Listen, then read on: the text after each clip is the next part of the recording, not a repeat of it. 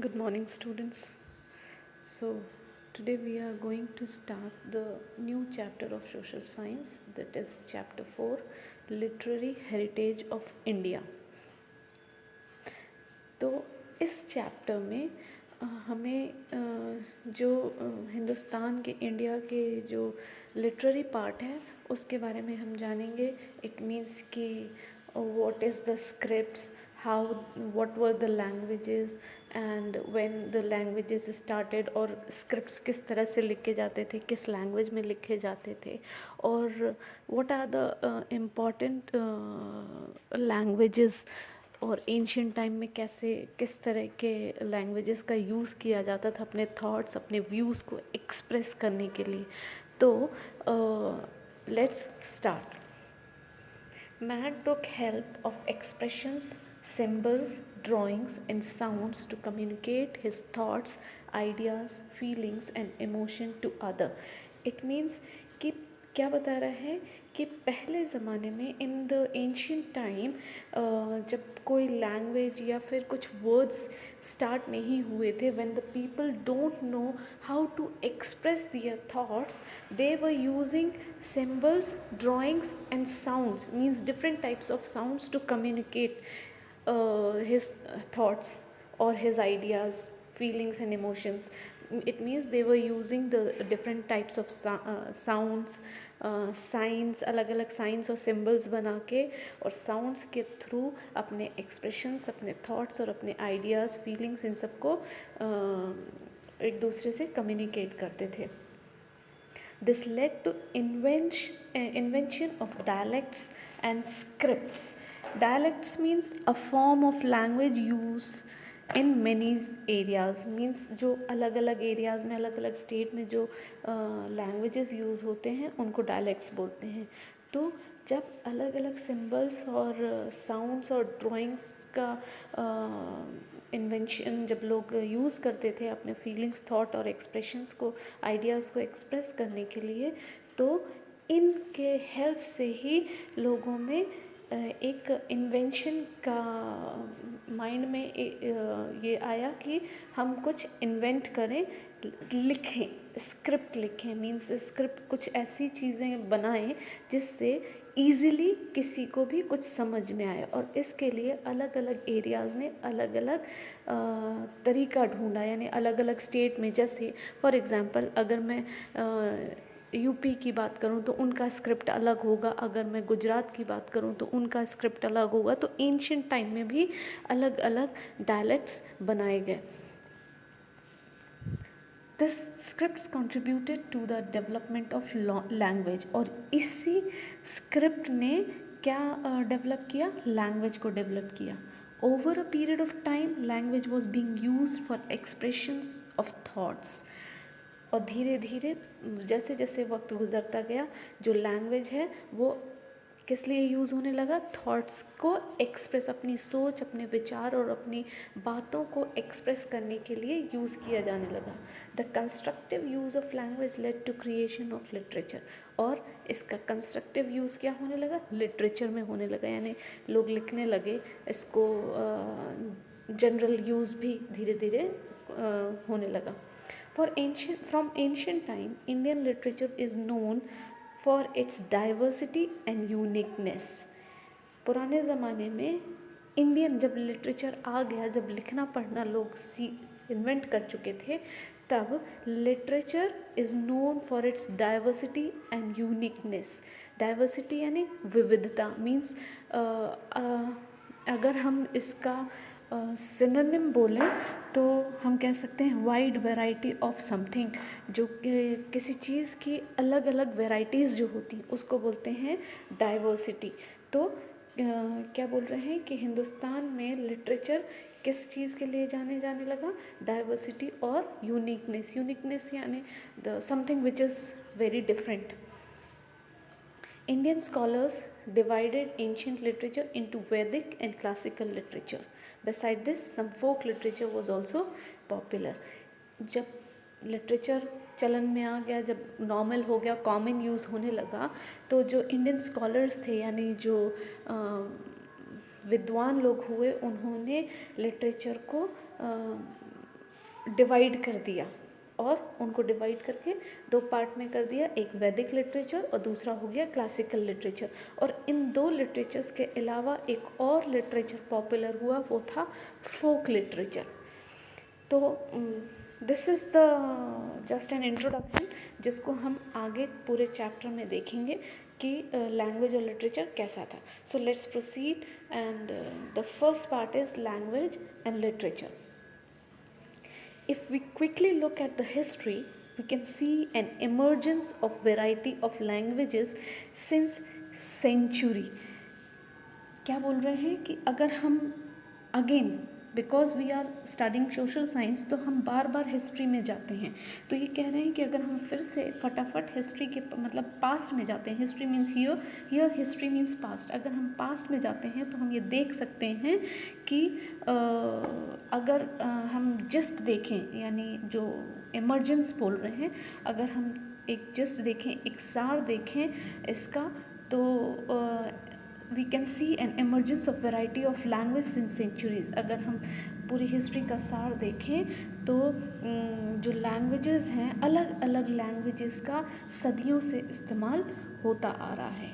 These languages influenced one another and it resulted in development of literature. और इन languages का, इन भाषाओं, जो भाषाओं का यूज़ हुआ सदियों से, इन्होंने लोगों में क्या इन्फ्लुएंस मीन लोगों को प्रोत्साहित किया कि एक दूसरे के साथ लिटरेचर वे में कम्युनिकेट करें. Language influence one another and it resulted in development of literature. जब ये लैंग्वेज, जो भाषा है, लोगों को इतनी प्रोत्साहित की कि ये क्या हो गया, इसका डेवलपमेंट लिटरेचर में होने लगा, लोग लिखने लगे. As a result, some new languages and literature have developed and flourished. और इसका नतीजा क्या हुआ कि जब लोग लैंग्वेजेस को लिटरेचर में यूज़ करने लगे तो धीरे धीरे धीरे धीरे नए नए लैंग्वेजेस और लिटरेचर्स डेवलप हुए और बहुत ज़्यादा सक्सेसफुल हुए. Flourish means to develop in successful way.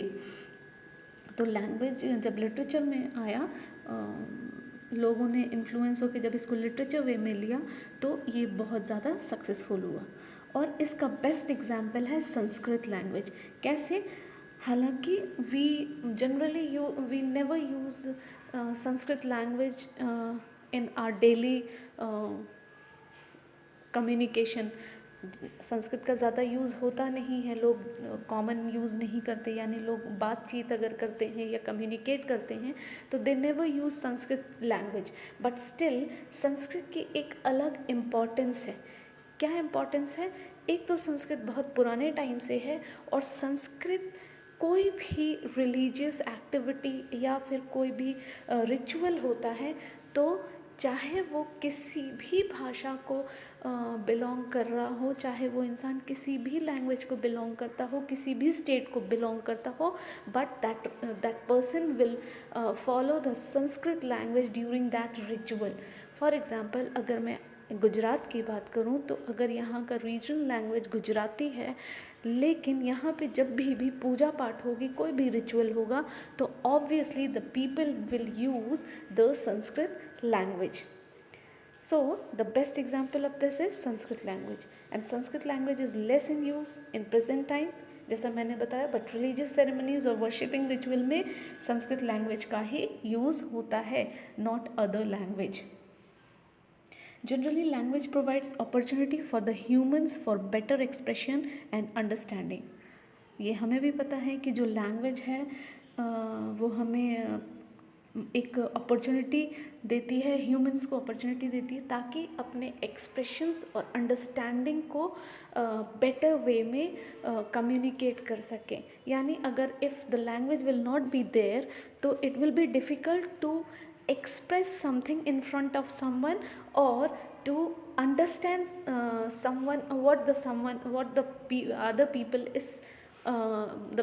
people wants to say.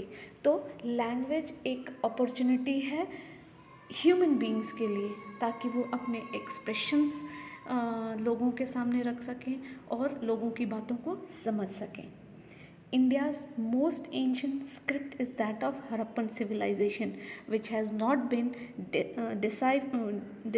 deciphered, and so we have not obtained much information about their languages.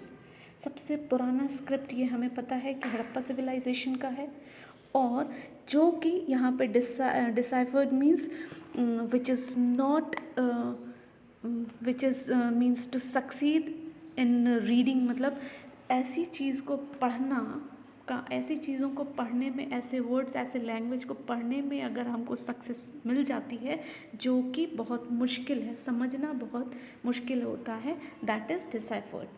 तो ये इसके बारे में हमारे पास ज़्यादा इन्फॉर्मेशन नहीं है, मीन्स आज मॉडर्न एज में उस सिविलाइजेशन की लैंग्वेज की ज़्यादा इन्फॉर्मेशन नहीं है।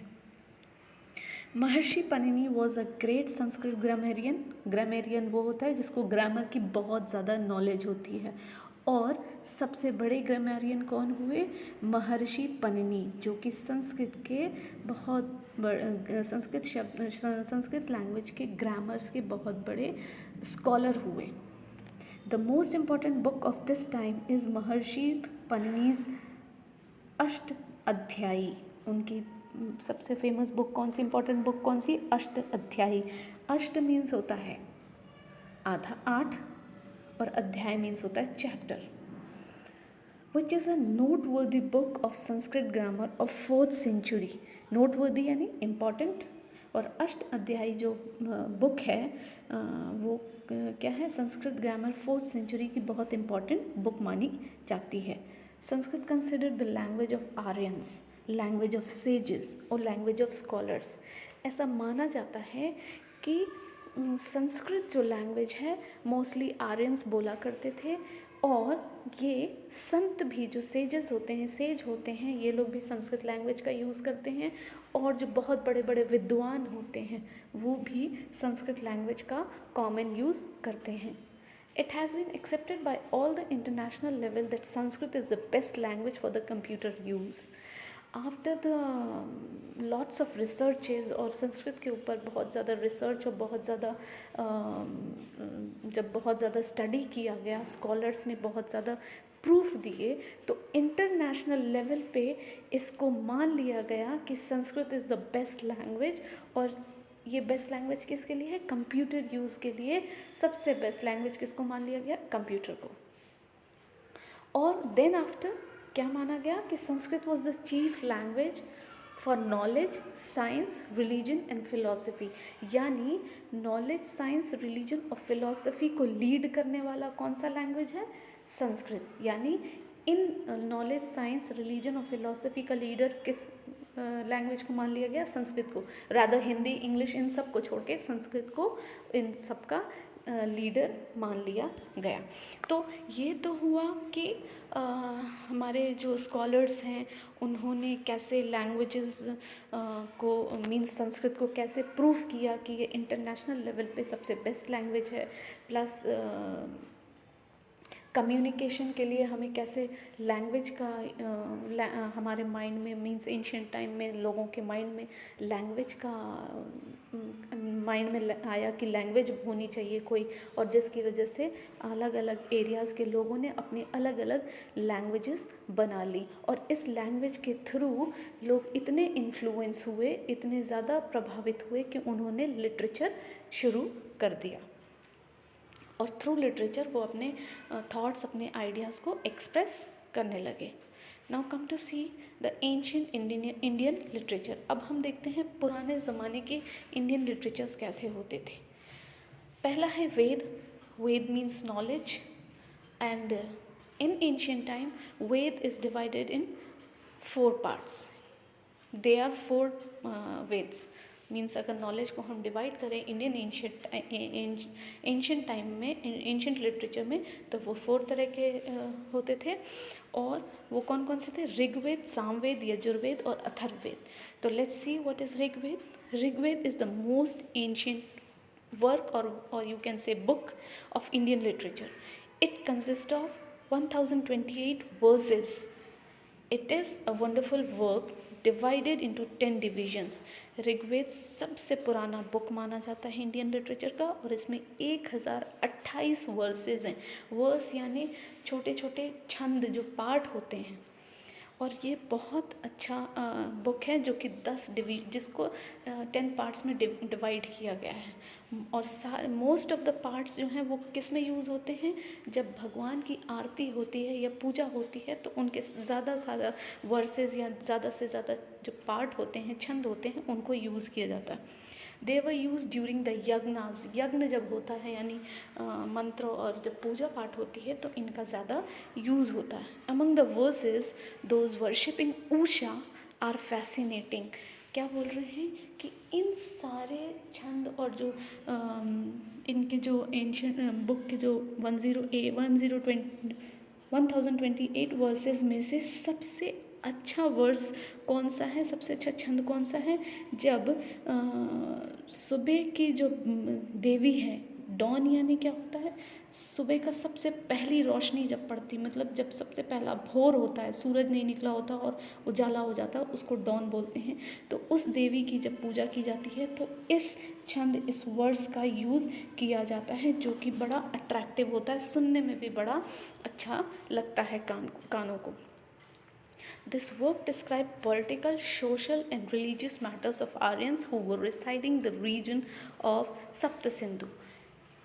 इनके ये सारे काम मीन्स ये सारे जो काम हैं डिस्क्राइब क्या करते हैं, मीन्स जो भगवान सुबह जो देवी की पूजा होती है और जिस वर्ड्स का, जिस छंद का की अर्चना की जाती है, उस ऐसा माना जाता है कि ये पॉलिटिकल, सोशल और रिलीजियस मैटर्स से रिलेटेड है। और इसको कौन यूज़ करते थे, आर्यंस यूज़ करते थे, जो कि सप्त सिंधु में के रीजन में रहा करते थे। Now come to see Samved. 3 other Vedas were also composed after Rigveda. Rigveda के बाद 3 और भी वेद आए, जिनमें एक है सामवेद। और Samaveda was composed to focus on the process of recitation of verses। Samaveda क्यों, ये वेद क्यों आया ऋग्वेद के बाद से? ये आया जो ऋग्वेद के वर्सेस हैं, जो छंद हैं, उनको कैसे रिसाइट किया जाए, उनको कैसे पढ़ा जाए, उस पे फोकस करने के लिए सामवेद को बनाया गया, कंपोज किया गया। Hence it is known as Gangotri of music. और इसको क्या कहा जाता है, म्यूज़िक का गंगोत्री भी कहा जाता है। किसको? सामवेद को। उसके बाद देखते हैं यजुर्वेद।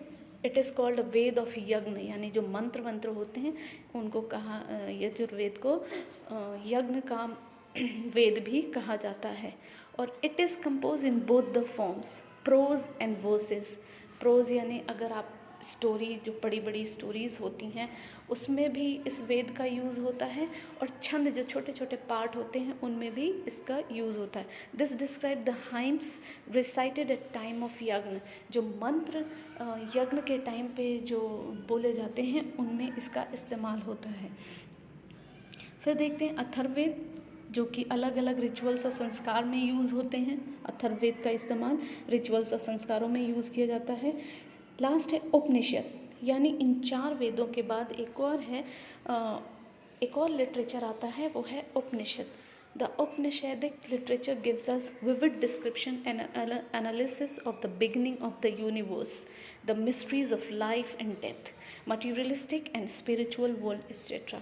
जब हम उपनिषद के बारे में पढ़ते हैं या उपनिषद लिटरेचर में जब हम पढ़ जाते हैं तो हम देखते हैं कि इसमें दुनिया, मतलब पूरी यूनिवर्स की मिस्ट्री को लिखा गया है। यानी उस मिस्ट्री में इंसान कैसे बना, कैसे ये दुनिया बनी, दुनिया में लोग कैसे आए, फिर उनकी डेथ, फिर आत्मा क्या होती है, और फिर दुनिया में आत्मा का क्या रोल है, स्पिरिचुअल और मटीरियलिस्टिक यानी जो शारीरिक और आत्मिक, यानी शरीर और आत्मा, इन सब का दुनिया में कैसा रोल है, ये सारी चीज़ें उपनिषद में पढ़ने को मिलती हैं। Brihadaranyaka and Chhandogya are the earliest of Upanishad in the dialogue form. Upanishad के सबसे पुराना क्या है, बृहदारण्यक और छंदोग्य जो हैं, ये सबसे पुराने उपनिषद के पार्ट हैं और ये डायलॉग फॉर्म में मिलते हैं। यानी जब आप पढ़ेंगे तो ऐसा लगेगा जैसे कि you are reciting the dialogues. और ये कितने हैं, they are 108 in all as mention in Muktika Upanishad. मुक्तिको उपनिषद पढ़ेंगे तो उसमें आपको पता चलेगा कि कितने हैं, ये 108 उपनिषद हैं।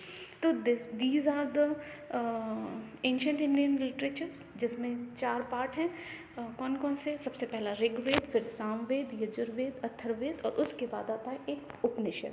उपनिषद के बारे में भी पढ़ा हमने। अब हम पढ़ते हैं ब्राह्मणिकल लिटरेचर, यानी ब्राह्मण्स के टाइम के लिटरेचर्स, यानी जब ब्राह्मण्स हुए तो ब्राह्मण्स कैसे लिटरेचर का यूज़ करते थे, उन्होंने किस लिटरेचर को कंपोज किया। Many Brahminical epics were composed to understand the meaning of Vedic literature. अब ब्राह्मण्स ने जो लिटरेचर बनाया वो किस लिए बनाया, ताकि वो वैदिक लिटरेचर को समझ सकें। जो वैदिक लिटरेचर है वो ब्राह्मण्स ही पढ़ पाते हैं, जो बहुत ज़्यादा एक्सपर्ट हैं। Brahmins means they are like scholars होते हैं किसी स्पेसिफिक सब्जेक्ट के एक्सपर्ट्स या किसी स्पेसिफिक लैंग्वेज के expert.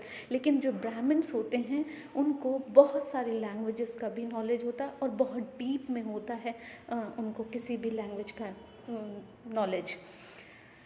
Any critical appreciation based on Vedas composed in the poetic form are included in Brahmanical literature. अब क्या बोल रहे हैं कि कोई भी वेद जो है वो पोएटिक फॉर्म में बेस्ड है। अगर हम किसी भी वेद को देखें तो वो पोएटिक फॉर्म में कंपोज है और ये forms are included in Brahmanical literature, और ये सारे ब्राह्मण लिटरेचर्स में ही इंक्लूड हैं। Vedic literature are directive principle regarding behaviour have been explain broadly.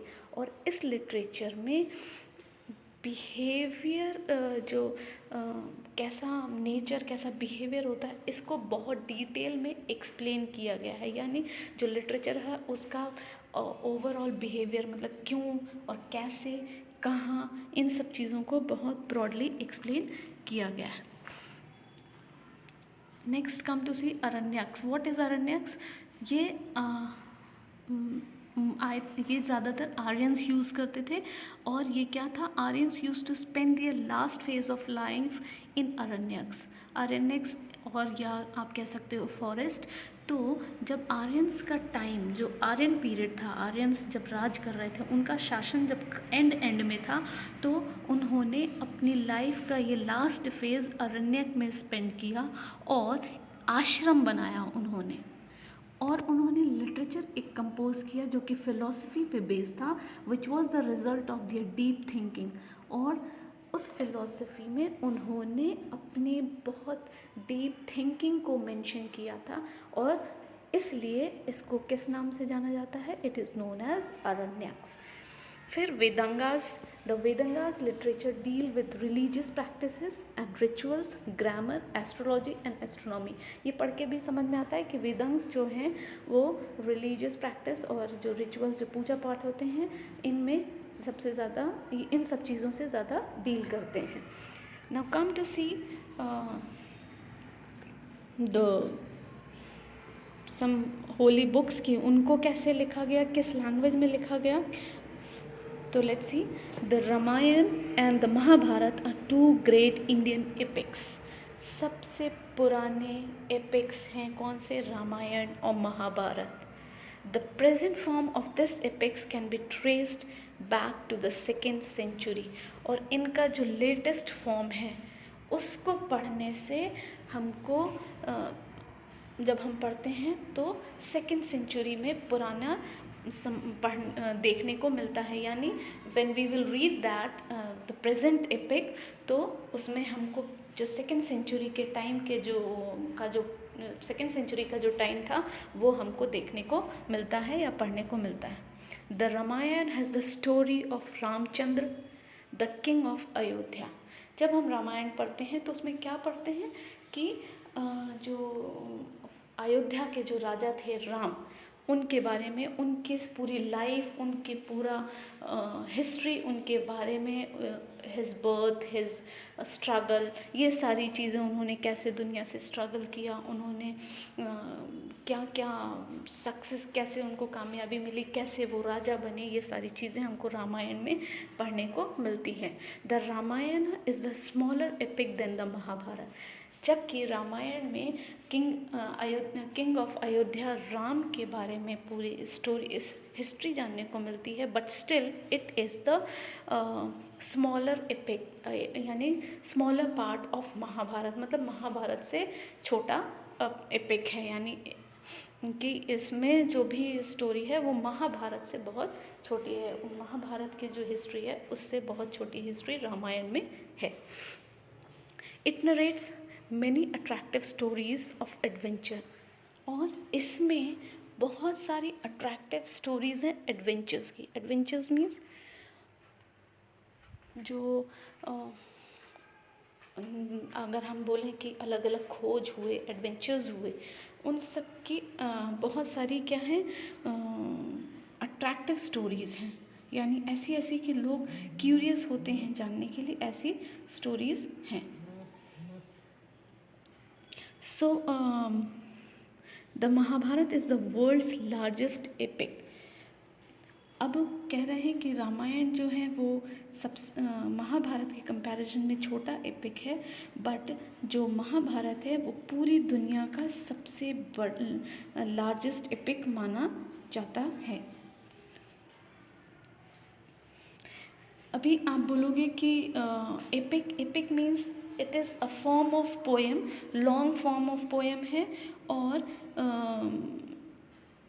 इसको ऐसे पढ़ा जाता है जैसे कि आप पोएम पढ़ रहे हो, बट ये एक्चुअली में होती पूरी स्टोरी है, जिसको हम एपिक को हिंदी में कहते हैं महाकाव्य। तो अगर हम देखें तो रामायण एक छोटा महाकाव्य है महाभारत के कंपैरिजन में, और महाभारत में बहुत सारी ऐसी अट्रैक्टिव स्टोरीज़ हैं, एडवेंचरस स्टोरीज़ हैं, और वो रियल स्टोरीज़ हैं, हिस्ट्री पे बेस्ड है।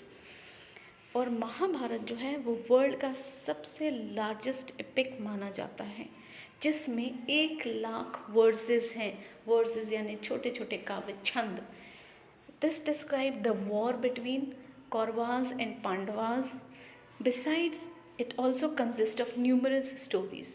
महाभारत में क्या बताया गया है, कौरव और पांडवों के बीच के वॉर के बारे में, युद्ध के बारे में बताया गया, और इनके अलावा इसमें बहुत सारे और भी कहानियाँ हैं। Story means not the fairy tales और मनगढ़ंत कहानियाँ नहीं, the stories which is really happened, means we can say कि एक हिस्ट्री छोटे छोटे स्टोरी के पार्ट्स में महाभारत एपिक में मेंशन किया गया है।